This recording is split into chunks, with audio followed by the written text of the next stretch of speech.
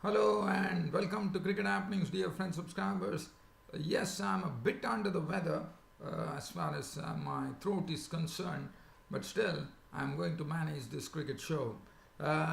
So, dear friends and subscribers, as far as today's cricket show is concerned, it's about the second day's play in the in the fourth test match between India and England. Yesterday, as I said, India bowlers did a great job, and today it was the England bowler's turn, and especially the man who really made his presence felt in the team and showed what value he has in this particular team, none other than Moeen Ali, the right arm off spinner, who picked up his fifth 5-wicket haul in Test cricket, bowling splendidly to actually force India to get only a 27 runs lead. So definitely it's going to be a result-oriented match for sure. And with only a very thin lead of 27 runs, England was 6 for no loss. And for India, Cheteshwar Pujara was there unconquered on 130 runs odd, which really showed a lot of grit and determination and willpower. What an innings! His 15th Test century and his second century abroad in that list of 15 centuries. And India, thanks to Cheteshwar Pujara's knock of 132, India could take a lead of 27 runs. So definitely, even Stevens right now, going into the third day of the fourth test match, I'll be talking about that. And Afghanistan have completed their ODI victory ODI series victory over Afghanistan. They have won the ODI series 2-1. Once again, the Ireland batsman had a problem playing the Afghanistan spinners, especially Rashid Khan, the leggy. And then we'll have a look at some cricket news as well. One of the former Indian players, not a very popular player, but played probably very few matches for India, represented India for sure. His name was Subramaniam Badrinath. He actually decided to quit all forms of cricket. Just have a sneak peek at that. But now I'm going to start off with the match between England and India, and let's have a look at what happened today. So India actually started their innings with the openers Dhawan and Rahul walking in, and they were not in any sort of real trouble, one could say, as 37 runs were put on the board by the pair of Dhawan and Rahul before Broad actually got them the much needed breakthrough when he pinned KL Rahul LBW. It was a good in-swinger, and it really hit Rahul on the knee roll, and in fact it was not a long stride by KL Rahul, so he was still the ball would have gone to hit the stumps, and that was the end of KL Rahul. LBW bowled Stuart Broad, who gave them the breakthrough, gone for 19 with 2 boundaries. Now Cheteshwar Pujara walked in and joined Shikhar Dhawan at the other end. But Broad, after picking up the wicket of KL Rahul, was definitely elated about that, and he went on to dismiss Dhawan as well. Dhawan was caught by Butler of the bowling of Broad for 23 with 3 boundaries, and India scored at 50 for 2 at that stage.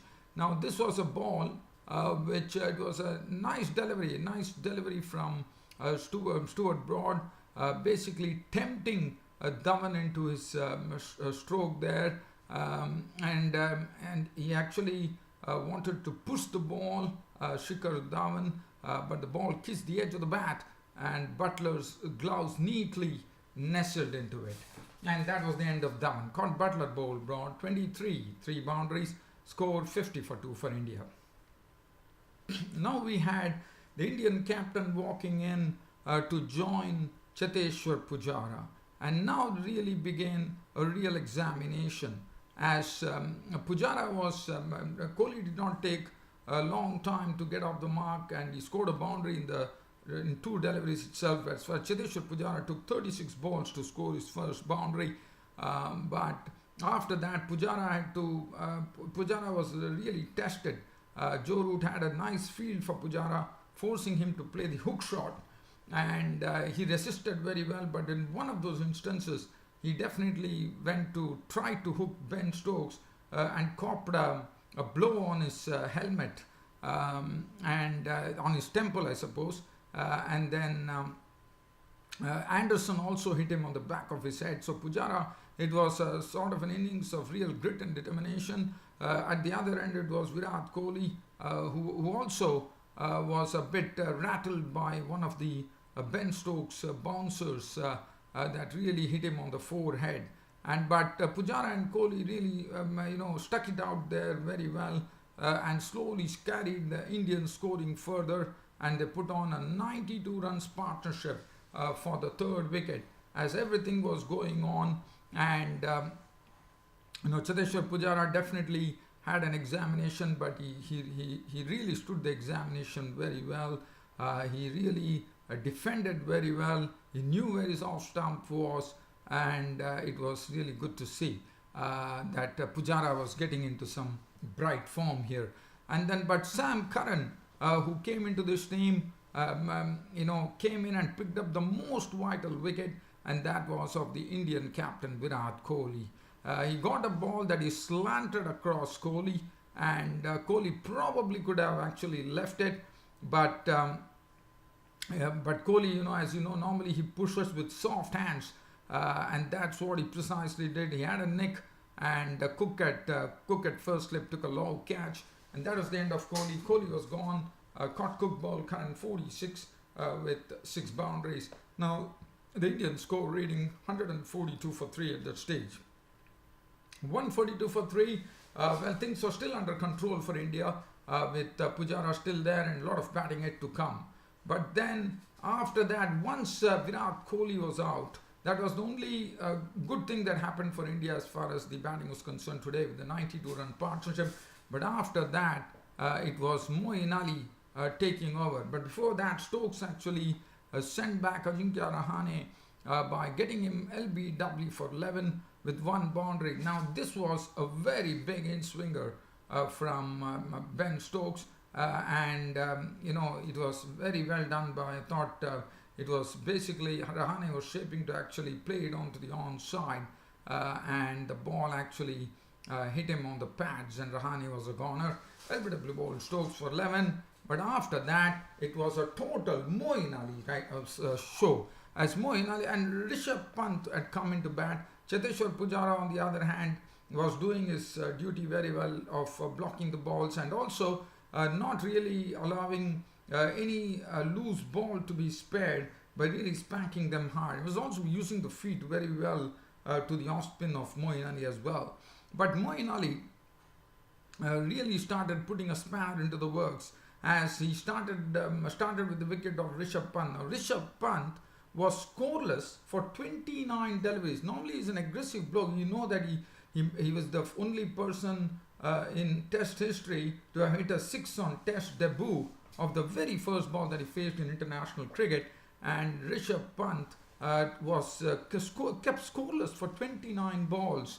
And then finally, because of that Anderson and the other bowlers really keeping him quiet, Moeen Ali got the better of Rishabh Pant, as Rishabh Pant was LBW bowled Moeen Ali. Now this was a flighted delivery, and it was on the middle and leg stump, and in fact the ball would have straightened him. In fact, actually this was something where Moeen Ali was very happy, because they had kept Pant scoreless for 29 balls. Probably they did the homework on Pant, and Pant was gone. LBW bowled Ali for naught. And then began India's real woes, as Hardik Pandya was the next to go, caught by root of the bowling of Ali for 4. It was a ball which was flicked in the air by Pandya through the mid-wicket region, I suppose. The short mid-wicket came into the picture. Joe Root actually clung on, and he played it in the air, and this was, one could say, the classic off-spinner's dismissal, as he flicked in thin air. and Pandya was gone for 4 with a solitary boundary. Ravichandran Ashwin tried to reverse sweep Ali and reverse sweep into the stumps, and he was gone for 1. And Mohammad Shami was nailed clean bowled. He was clean bowled by Moeen Ali for naught, and this was Cheteshwar Pujara at the non-strikers end, leaning over his bat, watching his teammates really succumb to Moeen Ali, and from 161 for 3, or I would say 142 for 2, when Virat Kohli left at 142, things really were really going on the downswing for India, and India were reduced to 195 for 8. And then Ishan Sharma came in, and as soon as Ishan Sharma came, immediately, as you know, Adil Rashid was the one who was giving a tough time to Ishan Sharma, and Joe Root immediately summoned Moeen Ali and Rashid, and Moeen Ali was the one who picked up Ishan, but Ishan Sharma definitely gave good company to Cheteshwar Pujara to help him reach his century, and Pujara reached his 15th Test century and his second century abroad after the 150 odd runs that he made at Johannesburg in South Africa. So Ishan Sharma was the next victim. He was caught, Cook bowled Ali for 14 with 2 boundaries, and now the score for India read 227 for 9. They still, the England were in the lead at that time. They still needed 20 runs, but then the final wicket partnership was a very useful one. Because with Cheteshwar Pujara at the crease, it was a very useful. It was very useful as Cheteshwar Pujara actually started shielding Jasprit Bumrah, and Jasprit Bumrah did a very good job of staying with Cheteshwar Pujara to add 56 runs. The majority of runs being scoring being done by Cheteshwar Pujara, with Cheteshwar Pujara showing some aggressive cricket here by using the feet beautifully against spinners, coming down the wicket 2 to 3 steps to really hit them over the infield and chip the ball into the vacant gaps, and he did it very well. And finally, Bumrah, after giving very good support to Cheteshwar Pujara, succumbed to the bowling of Broad for 6 and left Cheteshwar Pujara hanging there with a wonderful 132 not out, which included 16 boundaries, and that was very well done by Pujara. And thanks to Pujara, India took a lead of 27 runs, with the Indians being all out for 273. If you look at the bowling there, Broad had 3 for 63, bowled well. Anderson returned wicketless, 18 overs, 2 maidens, none for 50. Sam Curran took the vital wicket of Virat Kohli, 16 overs, 4 maidens, 41 runs and 1 wicket. Jennings 2 overs for 4, Rashid 7 overs, 19. But Moeen Ali was the hero, 16 overs, 1 maiden, 63 runs and 5 wickets. And this was his 5th 5-wicket haul in Test cricket. Ben Stokes 7 overs and 1 for 23. Now, England had to weather 4 overs from the Indian bowlers. Ravichandran Ashwin was tossed the ball. He bowled 2 overs, 1 maiden, 1 run, no wicket. Bumrah bowled 2 overs for 5. Alistair Cook was not out on 2. Jennings was not out on 4. And England went to close of play on day 2 at 6 for no loss, having wiped 6 runs. So they still need 21 runs to wipe away the deficit and then restart once again tomorrow. So definitely a result-oriented test. And I'm sure, as I said, now the match is hanging in balance. It could go either way right now, but let's all understand one thing, that Indians are the ones who are going to bat last on this pitch. And looking at the way what Moeen Ali did to India, one really feels that India have to play very well to avoid something of that sort, because I'm sure we are going to see a lot of spin, and Indians are the ones who are going to be caught last on this particular wicket, and India would be well aware about that. Well, so England should be very happy with what they have done against India on the second day. Now, I will have a look at the Ireland versus Afghanistan match, just a sneak peek, one could say. As far as Ireland were the ones who actually batted first. Afghanistan actually winning the match very easily by 8 wickets. Ireland batted first, and they were in real trouble. In fact, they were bowled out for 124. If you look at the card there, does not make any good rating. Porterfield out for 14 of 34, 1 boundary. Sterling gone for 2. Balbini out for 17 of 40 of 23, 2 boundaries. In fact, the highest scorer was Gary Wilson with 23 with 1 boundary. Balbini 17, Niall O'Brien 1, Simi Singh was out for 17, Kevin O'Brien 16, Wilson 23, McBride 16, Martag 2, Rankin 4, and 121 Rankin 4, and Chase was not on 4. 124 all out in 36.1 overs, and that was not a good thing by Ireland, because every team has to make sure that they pull down the shutters and then see to it that they play the entire 50 overs, but that was not to be. As far as the bowling was concerned, well, it was once again the spinners who were into the picture. Look at the bowling. Rashid Khan, 8 overs, 2 minutes, 18 runs and 3 wickets. The other spinner, Mujibur Rahman, 7 overs, 1 minute, none for 19. Mohammad Nabi, 8.1 overs, 1 minute, 2 for 26. And then we have Naib, 5 overs, 2 for 34. So definitely the spinners once again ruling the roost. And also Ireland continue to struggle against the spinners. And that is something that Ireland needs to really, really work on their cricket. And Afghanistan definitely attacking with their spinners.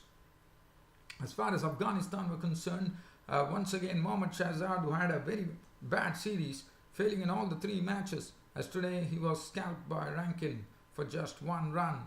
And Hisanullah, today they made a change, and one was surprised by the change by actually dropping the consistent Zazai and bringing in Hisanullah, but Hisanullah definitely made it count.